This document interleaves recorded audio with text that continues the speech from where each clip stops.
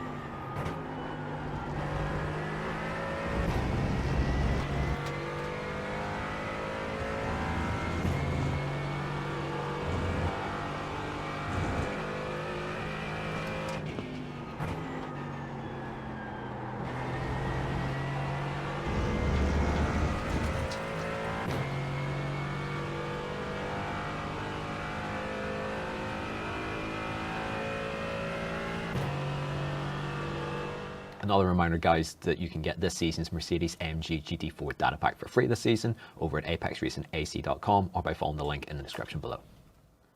So into the lap we come here in the dry at Road America. Pretty gloomy conditions. That means that we've got plenty of grip usually then to work with as long as it does stay dry. So a set of 4 cones on the left hand side is our guide and reference. We're going to brake slightly after that for turn 1. So moderate brake pressure. We're not trying to overload the tires here.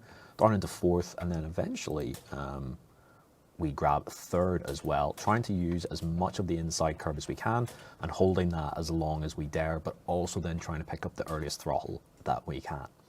So smoothly does it.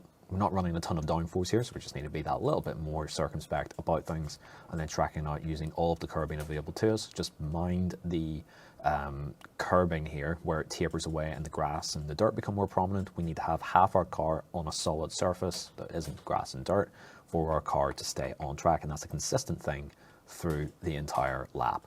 Turn 2 is somewhere down here. Couldn't tell you exactly where it is. Blame American cornering numbering conventions. But turn 3, we're braking at this white line, which denotes the 2 board over on the left-hand side. And that works as a really nice guide. Down into 3rd. Similar sort of braking and similar sort of approach actually as with turn 1. Not too firm on the brake pedal, even though it's a slightly different profile of corner. Down then into the same gear, slowly feed the car in, pick up the curb, hold it as long as we dare, smooth with the throttle, open up the steering, crunch the throttle, and go. So on exit, we're not taking quite as much liberty in terms of curb usage here. The curb tapers away a bit sharper, so we just need to bring the car further to the right that little bit sooner. The other corner where that applies is up at turn 6. So heading down the hill towards turn 5. Again, turn 4 is somewhere here. I couldn't tell you exactly where it is, but it's floating about here somewhere. Turn 5, though, really key spot in terms of overtaking, so being good on the brakes here is really important. But in terms of a conventional line, the 3-board and the 2-board are your two guides, and we want to split the difference, braking basically bang in between the two in this sort of area here. Note that I'm not parallel to the white line. I'm aiming out towards the outside wall in between the gravel and the curb. We can use that runoff on entry here, which is a bit of a contentious subject, but it is what it is. So all 4 wheels over the curbing. You can maybe go a little bit wider than this, but it makes it difficult then to actually bring the car in towards the apex, which is sort of the crucial and important thing. Peak pressure here of about 85 to 90%. And then we get down into second gear, slowly tip the car in, making sure that we pick up all of this inside curb. I try and, at least in the dry, stay off of the grassy bit and the dip here on the inside. It can sort of upset the balance of the car. Smooth onto the throttle, let the car straighten before committing fully to maximum throttle, and use all of the curbing available to us on corner exit. Just get as tight as we can to the dirt there on the right hand side. Up the hill towards turn 6 then. Braking sort of on the sort of lighter slab of the wall here on the right hand side. Nice and gently does it. The car gets quite light on the brakes on the way in here. Especially on the front end, it's very hard actually to keep the front end working on the car here. So gentle on the brake, down 1 gear in the second, turning in nice and early to use all of the curb on the inside to help pull the car around. And if you grab a little bit of the dirt, it's not the end of the world either. If you do grab some of the grass and the dirt though, just be very careful with your throttle pickup initially. So nice and patient with it. On exit, as I mentioned before, just making sure not to run too far wide so that we stay within track limits. And so into turn 7, the little kink, we'll take this sort of flat initially and then just a little baby left here, just to make sure that we don't run wide. I do like to grab some of the grass on the inside here just to help rotate the car. And as we come past the curb, back to full throttle and making sure to keep away from the grass on exit here. It does hurt your run because you're likely to hit this bump here. And that's going to really kill your momentum down the hill towards turn 8. So here we are, turn 8. Splitting the difference between the 3-board here and the 2-board, or the line denoting each. So this sort of area here. Rev it out in 4th gear just to make sure then you don't overshoot the corner. And then pretty firm onto the brakes, down into 2nd gear. Tipping the car in nice and early to use the cambered curb here and a little bit of the grass as well if you so wish. Just make sure not obviously to cut too much off of the inside here. Smoothly does it. On the apex we can feed our throttle through and try not to track out too wide here, again for the aforementioned track limit reasons. So I just keep my right side wheels on the light grey curbing here. Over to the left hand side we go to set up the carousel. So flat initially, we'll bring the car over to the left hand side, and as soon as we get there we'll bring it back over to the right, just trying to take the widest angle that we can on the way in initially. And then I'll pause it here. Actually, I've just gone maybe a touch too far, but that's okay. So I use this sort of different grass texture on the right hand side as a guide, and you can sort of see where the circuit sort of tapers in terms of the white line. It's not perfectly smooth, it's sort of a little bit jagged. So if I go back into the cockpit, when the track sort of narrows up just a little bit here or tightens up a little bit here, that's where I want to start slowing the car down, or at least making sure I keep the car nice and tight to the inside here. We can arc the car just a little bit, but not too wide. It is maybe fractionally quicker to keep it super tight all the way around here, but it makes the exit much more difficult to get spot on. So I'll arc it out just a little bit, feed that throttle back in. I can get the full throttle really, really early here in that regard. This is sort of a feel it out kind of a corner, but if you're taking that slightly shallower approach, as long as you're full throttle before the curbing on the right hand side here, then you're probably okay. But you might need to fight the car a little bit. So I like this line though, even though there's no real reference in terms of getting back to full throttle, but it does allow a slightly straighter exit so that as we come through the dip and the bump here and sort of pop back up the sort of crest almost a little bit, the car doesn't want to step out quite as much. It can get a little bit floaty on exit, so just do be mindful of that. On exit though, we'll always try and use as much of the road as we can. And then up into 5th gear and into the kink we come. So a lift at the one board. On earlier laps, when the tyres were maybe not quite in as good of a condition, especially lap 1 in the race, we might need to lift a little bit earlier here and a little bit larger, or maybe in a small touch of brake as well. But in this case, just bleed out of the throttle, flick the car in, try and take as much off the inside as we dare, and then ideally back to full throttle as the curbing ends on the right hand side here. Mercedes is very good through this corner versus its peers.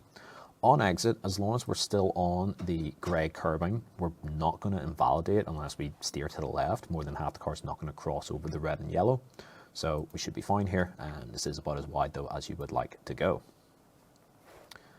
And so heading into Canada corner, keep the car over to the left hand side and spot the 4 board on the left here as well. We're going to brake just ever so slightly after that. So firm onto the brakes, braking as much of a straight line as you can, down into 3rd and then 2nd gear eventually. And then as soon as we get into 3rd, that's when we can start to come off the brake pressure nice and smooth into 2nd. And then a little bit of the dirt on the inside as well is actually somewhat preferred here, just to help keep the car sort of rotating through the corner. Just be careful with the throttle. And then as we come past the little crest here and the track levels off ever so slightly, we can get back to full throttle. So just do be careful on that initial throttle pickup and run it out using all of the curbing available to you. You do then have enough time to make sure you stay within track limits through here. Penultimate corner can be taken flat, so we'll flick the car in. It's just all about being super precise here. Take all of that inside curb and nothing more. In fact, I had just a small lift here and I don't really know why. It is possible flat and I just sort of chickened out of it ever so slightly. On exit though, we have plenty of room to arc out into. Track limits are pretty generous here, so unless you've massively overshot the corner, you should be absolutely fine. And then final corner, braking just at the start of the change in track surface here, or the repaved section I should say.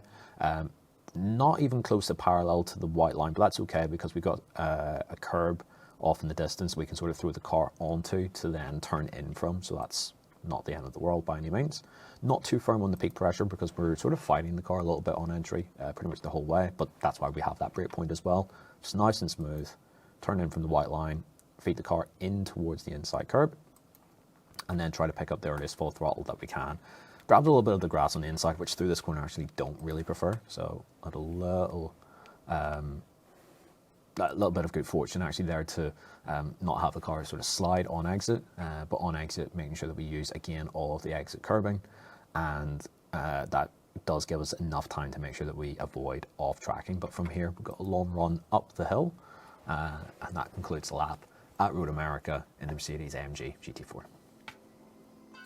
That's all from us this week. Make sure to go over to apexracingac.com to get your free Mercedes-AMG GT4 data pack for the season. For further questions and advice and information, join our Discord server, which you can access with your subscription.